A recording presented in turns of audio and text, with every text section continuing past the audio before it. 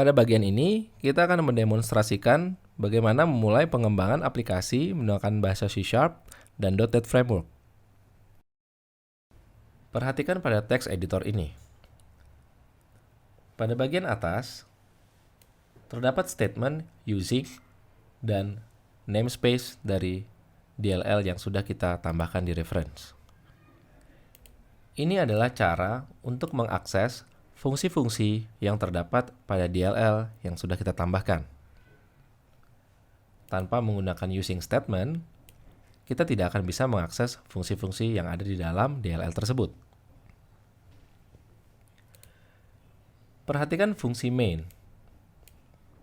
Setiap blok kode pada C# akan menggunakan kurung kurawal buka dan kurung kurawal tutup untuk memulai dan mengakhiri sebuah blok kode. Perhatikan bahwa C# merupakan bahasa yang case sensitif, sehingga fungsi main dengan M huruf besar dan fungsi main dengan huruf M kecil merupakan hal yang berbeda. Untuk saat ini kita memiliki satu fungsi main yang akan menjadi entry point dari aplikasi kita. Terdapat keyword void yang artinya fungsi main tidak akan menghasilkan output tertentu. Void dalam C# artinya null, kosong, tidak akan menggalikan apapun. Yang ada dari fungsi main adalah blok kode. Pada aplikasi sederhana kita akan mencoba menuliskan kata hello world di layar aplikasi. Untuk melakukan tersebut, kita bisa menggunakan fungsi writeLine pada konsol untuk mengetikkan suatu kata pada layar. Jika Anda perhatikan, Visual Studio memiliki fitur yang namanya IntelliSense yang bisa membantu kita mengenai fungsi-fungsi apa saja yang tersedia dari sebuah kelas atau namespace. Contohnya, pada kelas konsol, fungsi-fungsi yang bisa kita gunakan cukup banyak. Fungsi ditandai dengan tanda kotak ungu. Seperti misalnya, jika kita ingin menuliskan sesuatu pada konsol, maka kita bisa menggunakan fungsi writeLine. Sebuah fungsi bisa memiliki suatu parameter input. Misalnya, writeLine memiliki parameter input string, sehingga kita bisa menuliskan suatu teks.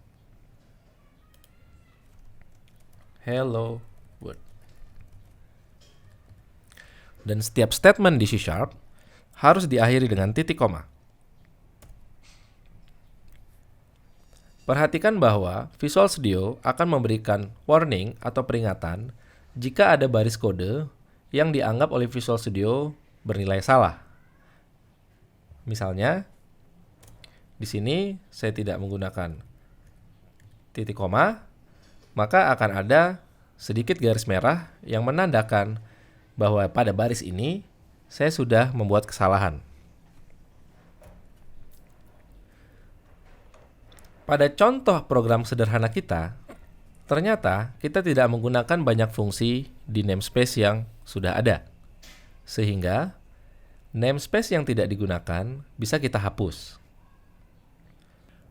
Visual Studio secara otomatis akan meng-highlight namespace apa saja yang digunakan. Pada contoh ini, hanya namespace system yang digunakan, sementara yang lainnya bisa kita hapus. Untuk mencoba aplikasi, kita bisa klik debug F5 atau Ctrl F5 dan aplikasi akan menampilkan hello world sesuai dengan kata yang kita masukkan. Itu tadi adalah demonstrasi mengenai bagaimana kita memulai belajar pengembangan aplikasi C# menggunakan Visual Studio. Terima kasih telah mempelajari materi yang pertama mengenai pengenalan terhadap C# dan .NET Framework.